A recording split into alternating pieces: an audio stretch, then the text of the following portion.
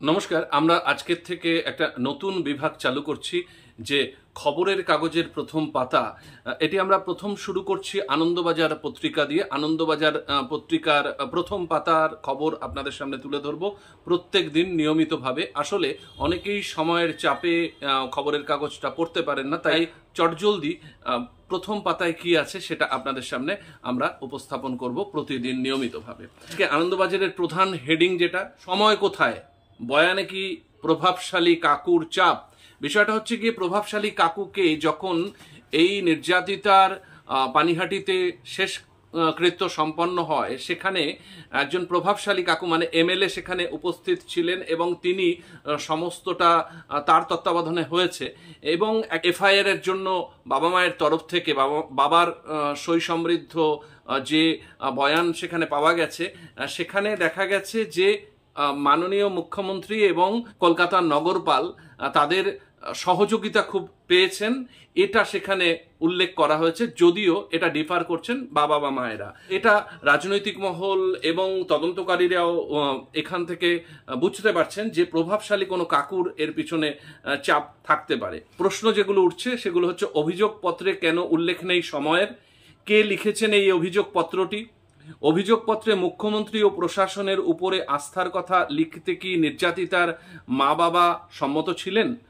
প্রভাবশালী নেতা কাকুই কি মেয়েটির পরিবারের উপরে নানাবিধ চাপ তৈরি করেছিলেন, এটা হচ্ছে গিয়ে মূল এটার বিষয়।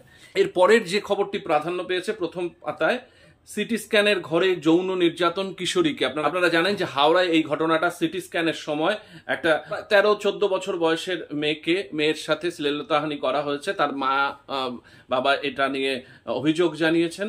এছাড়া এরপরে যে খবরটি আছে, মোদির কেন্দ্রে গণধর্ষণে জামিন অভ্যর্থনাও।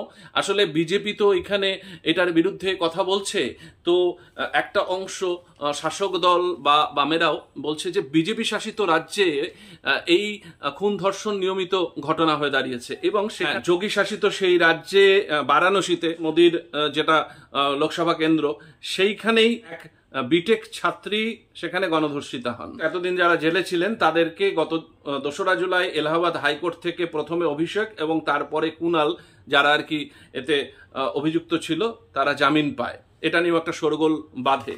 আরেকটি যে প্রথম পাতায় জায়গা পেয়েছে, যে নির্যাতিতা, আরজি করের নির্যাতিতা, তিনি কি খুন বা ধর্ষণের যে সমস্ত ঘটনাটা ঘটেছে সেটা কি ভিতরের ঘরেই ঘটেছে, মানে যেখানে সেমিনার রুম দেখানো হচ্ছে, তদন্তকারী অফিসারদের সন্দেহ যে অন্য জায়গায় ভিতরের কোনো ঘরে এই ঘটনাটি সম্পন্ন করার পরে এটা আনা হয়েছে এই সেমিনার রুমে, এইরকম একটা তারা সন্দেহ প্রকাশ করছে।